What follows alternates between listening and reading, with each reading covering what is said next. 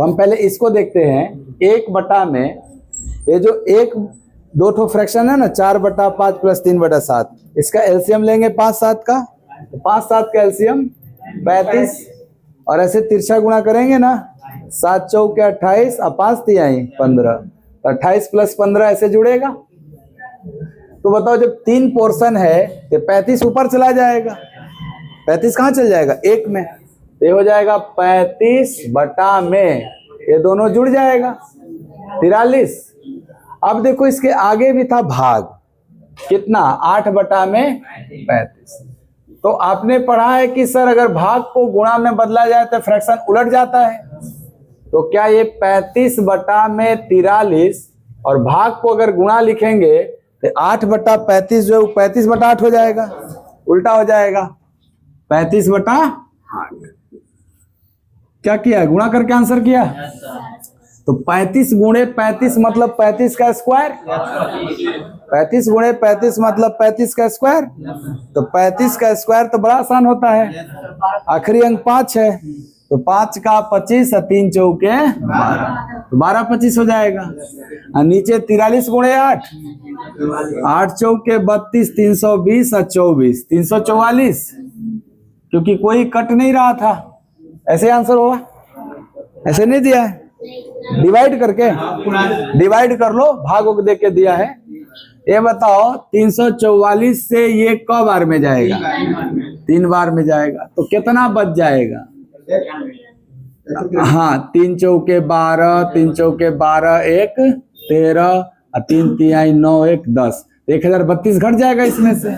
1032 घटेगा तो कितना बच जाएगा, 3 9 1, 193 बच जाएगा, और 344 से भाग दिए थे तो नीचे रह जाएगा 344। ऐसे ऑप्शन दिया था, ऐसे ही लिखिए। जैसे यहां तक पहुंच गए, अब आपको यहां आना है, कुछ नहीं, 1225 में 344 से भाग देना था आपको, तो भाग दीजिए, क बार में गया, 3 बार में, कितना गया, 1032, तो घटा दीजिए 193। तो इसको कैसे लिखा जाएगा, सर जिससे भाग दिए वो तो भाजक है नीचे, और कितनी बार में गया, 3 बार में, वो यहाँ है, रिमाइंडर कितना बचा, ऊपर है, ऐसे लिखा जाता है इसको। तो दोनों में कोई भी ऑप्शन रह सकता है, केवल फ्रैक्शन में रहेगा तो ये, और इंटीजर विद फ्रैक्शन में रहेगा तो ऐसे रखना। सही, 9/25 को पहले सॉल्व कर लिया जाए। अब प्लस ई वाला ब्रैकेट आपस में सॉल्व होगा तो एलसीएम 5, 1 - 10, इसको यहां कटेगा, 3 तिहाई 9, 5 बचे, तो इधर है -3/5, ठीक है। ये इधर ही प्लस ब्रैकेट में है -9/5, तो ब्रैकेट हटेगा तो प्लस माइनस, तो -3/5 -9/5 ना, तो 9 3 -12/5। ऐसे ही रखना है कि इंटीजर विथ फ्रैक्शन करना है, ऐसे ही रहने देना है, तो -12/5। न्यूमरेटर है और डिनोमिनेटर छोटा है तो वो फ्रैक्शन बड़ा होने लगता है। तो आप देखो ध्यान से कि सर पहला फ्रैक्शन में न्यूमरेटर छोटा, डिनोमिनेटर बड़ा है, तो ये वैल्यू तो लेस देन 1 होगा। अंश जब हर से छोटा होने लगा तो 1 से भी ना कम हो गया। सर इसका भी वही हिसाब किताब है, 8/9, अंश छोटा है, हर बड़ा है, 1 से कम है। 10/27 यो तो वही है।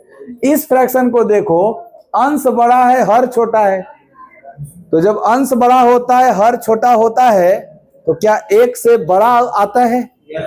तो बाकी सारे फ्रैक्शन 1 से छोटा थे और ये फ्रैक्शन 1 से बड़ा है, तो चारों में सबसे बड़ा कौन हुआ? 16/9 हो गया। इसीलिए आप डायरेक्ट आंसर करोगे। इससे कि अगर हर बड़ा है, अंश छोटा है, तो वो फ्रैक्शन तो लेस देन 1 होगा। तो सर 3/4 भी लेस देन 1 है, ये भी लेस देन 1 है, ये भी 1 से कम है, क्योंकि सबका अंश हर की तुलना में छोटा है। तो सारे फ्रैक्शन इस बार 1 से कम थे। अब जो सबसे ज्यादा कम होंगे वो डिसाइड करना था। तो आपके पास तरीका 2 ठो है, या तो आप इनकी वैल्यू डेसिमल वैल्यू से तुलना कर सकते हैं, या फिर क्रॉस मल्टीप्लीकेशन से देख सकते हैं। दोनों हम बता देते हैं। 3/4 75%, यानी इसकी डेसिमल वैल्यू 0.75। भाई क्या करना है, 3 में 4 से भागे तो देना है, तो 3 में 4 से भाग देंगे तो 0.75 बार में जाएगा। सर 9 में 16 से भाग देंगे तो 16 6 के 96, यानी 16 5 80 जाएगा, और 80 के बाद 10 बचेगा, 90 बना है तो एगो 0 बैठाएंगे, क्या हो जाएगा, छोड़ दो, एक डिजिट तो मैच कर रहा है ना कि कम है, आगे की जरूरत होगी तो लेंगे। सर 32 से 27 में भाग दोगे तो 270 बना हुआ है ये हमारे सामने, तो 270 32 से क बार में जाएगा, सर 6 बार जाएंगे तो 180 और 12 200 के अंदर ही रह जाएंगे, 270 जाना है हमको। तो 8 बार जाते अगर, 8 दूनी के 16, 8 तिया 24, 1 25, 9 बार में भी ट्राई कर सकते हैं, ज्यादा हो जाएगा। क्या 0.8 दिख रहा है, ये एक ही डिजिट देखो, 0.7, 0.5, 0.8, अभी तक तो यही छोटा दिख रहा है आपको। ये डिसाइड करो कि अगर डेसिमल बैठाओगे तो 570 हो जाएगा, तो 64 का क गुना जाऊं कि 570 के नजदीक पहुंचो। आप कहोगे 9 गुना जाओ सर, 9 चौके 36 और 9 54 357 लगभग, कौन सबसे छोटा निकला, 0.5, और कौन है ये 9/7। तो एक तरीका ये होता है कि सर हम इनकी डेसिमल वैल्यू से डिसाइड कर लें। दूसरा तरीका क्या होता है, सर हम क्रॉस मल्टीप्लाई करके देख लें। जैसे समझना दोनों तरीका, क्या पता अभी आपको डिवाइड करने में टाइम लग जाए, तो क्रॉस मल्टीप्लीकेशन सीख लो। क्या होता है, 3/4, 9/16, 27 बटे में 32 और 57 बटे में 64, इन्हीं में डिसाइड करना है ना कौन छोटा है। तो स्टेप बाय स्टेप, पहला फ्रैक्शन और दूसरा फ्रैक्शन में क्रॉस मल्टीप्लाई करो। 16 तिया 9 चौके, हमको छोटका ना चाहिए, तो जो बड़का होगा उसको छोड़ देना। ये 48 और 36 में कौन बड़ा है, और 48 के नीचे क्या लिखा है, 3/4, मेरे काम का नहीं। अब आ जाओ फिर से 9/16 देखो कि 16 का गुणा 27 में, तो 16 सते 112, और 16 दूनी 32 और 11 43, 432, और 32 का 9 में करो, 9 दूनी के 18, 9 तिया 27, 1 28। बताओ ये दोनों में कौन बड़ा है, तो हमको बड़ा छोड़ना है, छोटा ना चाहिए, तो 432 छोड़ने का मतलब इसका फ्रैक्शन छूट जाएगा।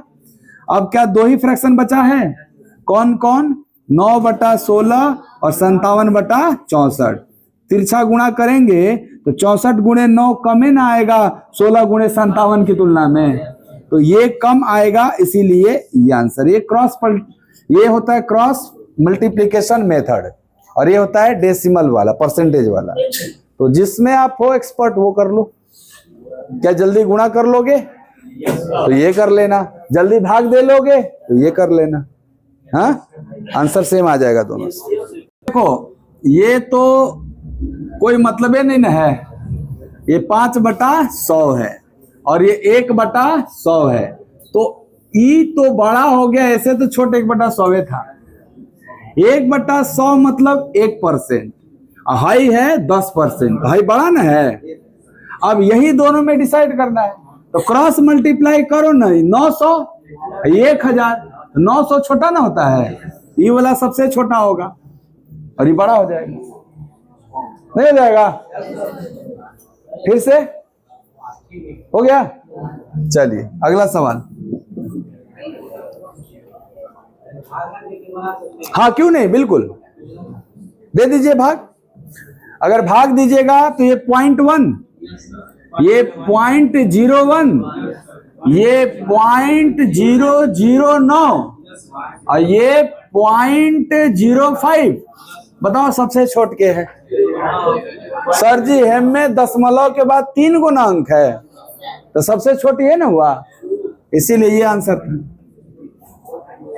तो दोनों मेथड लगा लो, या तो दशमलव में बदल के कर लो, या तो क्रॉस मल्टीप्लाई कर लो, या तो परसेंटेज का नॉलेज है उसी को दशमलव में कहा जाता है। ये परसेंटेज ही तो है सब। दशमलव के बाद जिनमें ज्यादा नंबर रही वो सबसे छोट का है, तो सबसे छोट न पूछा है। अगर सबसे बड़ा पूछता तो इनमें दशमलव के बाद है ना एक के अंक है, तो सबसे बड़ा ही था। दशमलव के बाद कम तो बड़ा, और दशमलव के बाद ज्यादा तो छोटा। 0 0। चलो समझ में आ रहा है ना जी। अगला प्रश्न करो। या तो डेसिमल में, डेसिमल में बदलो, आसान है। 0.6 9 नमा 81.8 6 8 48.8 7 8 56.8। तो सर सबसे बड़ा एम में अभी डिसाइड नहीं हुआ, तो एक अंक और जाया जाए। हाई तो छोटा है, एक छोड़ दो, इसी में से ना डिसाइड करना है। तो जब 9 8 72 गए तो 80 न बचा, तो फिर ना 8 बार में जाता। अच्छा 6 8 48 गए तो 20 बचा, तो 6 3 18 जाता। और 7 8 56 गए तो 40 बचा, तो 7 5 35 जाता। अब देखो कौन सबसे बड़ा है ना, सबसे बड़ा है, इसीलिए आंसर क्या होगा 8 भाई।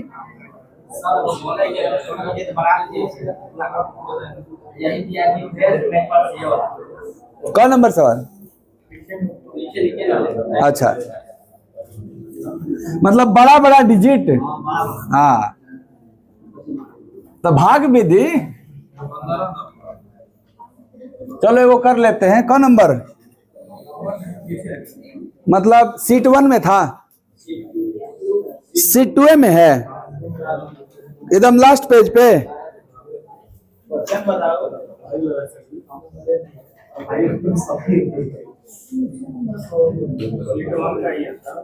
तो सीट 2 कह रहा है।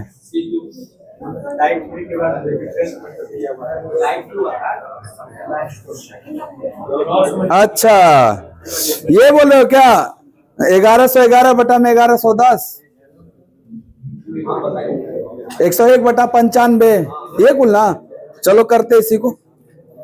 जैसे एक प्रश्न है कि 101 बटा में 95, 201 बटा में 195, 707 बटा में 701 और 1001 बटा में 995 में क्या करना है?